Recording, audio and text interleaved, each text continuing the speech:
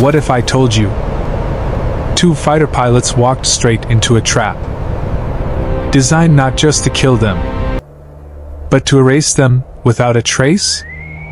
No warning, no second chances, and no way out. Because somewhere above the Iraqi desert, enemy jets had already disappeared from radar. Missiles were waiting below, and a third fighter was silently hunting them from the dark. This wasn't just a dogfight. This was a perfectly planned ambush. And the only reason those pilots survived was because of one split-second decision that could have just as easily killed them. January 19, 1991. Operation Desert Storm had just begun, and the skies over Iraq had become one of the most dangerous battlefields on Earth. That morning, a strike package of 36 aircraft, mostly F-16s, was heading toward Baghdad. Their target? Ammunition depots. But above them, two F-15 Eagles were watching everything. Call signs, Eagle 01 and Eagle 02. Leading the formation, Captain Cesar Rico Rodriguez. On his wing, Captain Craig Mole Underhill. Their mission? Protect the strike package. And Iraq had something waiting. The MiG-29 Fulcrum. High above, an AWACS aircraft scanned the battlefield. Its operator, Mark White, suddenly saw it. Two contacts. Fast. Heading straight toward the strike package. Eagle Flight, you've got bandits. Rico and Mole didn't hesitate. They turned in. Accelerating. Climbing. Locking on. But then, the targets vanished. Gone. No explosion. No warning. Just empty radar. This wasn't luck. It was a tactic.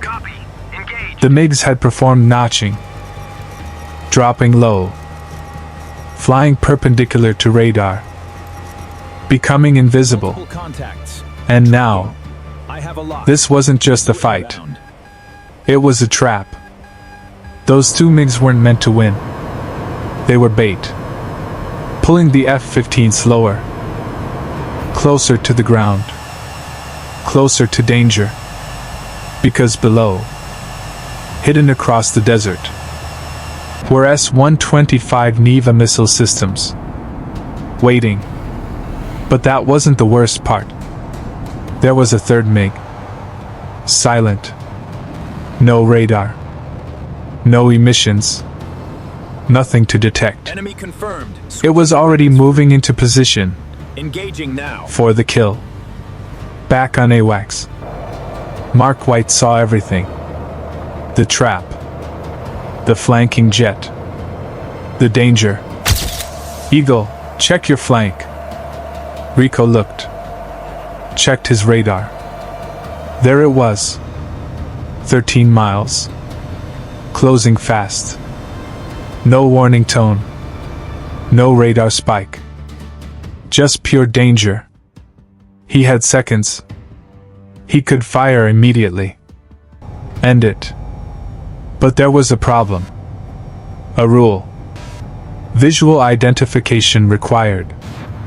Because in that same sky could be a friendly aircraft. Even an F-117. One mistake, and he could kill his own side. So he held. Even as the enemy closed in. Even as instinct screamed. Shoot. Then, confirmation. MiG-29. Enemy. Rico gave the call. But Mole acted. Locked on. Steady. Calm. Focused. And fired. An IM-7 Sparrow missile. It surged forward, cutting through the sky. No time to react. No escape. Impact. Direct hit. The MiG exploded mid-air. Gone in seconds. The ambush had failed. But the fight wasn't over. One MiG remained. And Rico was already moving. Low altitude. High speed. Trying to escape. Rico pushed harder. Faster. Then, he pulled. A brutal turn. 10 GS. His vision narrowed. His body nearly shut down. But he held. The MiG panicked. Rolled. Dived. Tried to escape. But it was too low. Too fast. Too late. It slammed into the desert. A violent explosion of sand and fire. No missile. No shot. Just pressure. A maneuver kill. 2 MiGs destroyed. 0 losses. The strike package was safe. And somewhere in the desert, a perfect ambush had collapsed. Not because it was weak, but because it was outplayed. Because in modern air combat, it's not just speed, not just firepower, it's decisions, timing, information, and trust. Trust your wingmen. Trust your systems. And sometimes, trust the voice guiding you from miles away. Rico would go on to become one of the most successful American pilots since Vietnam. But this mission? This moment? It proved something bigger. That even the perfect trap can fail when you don't panic.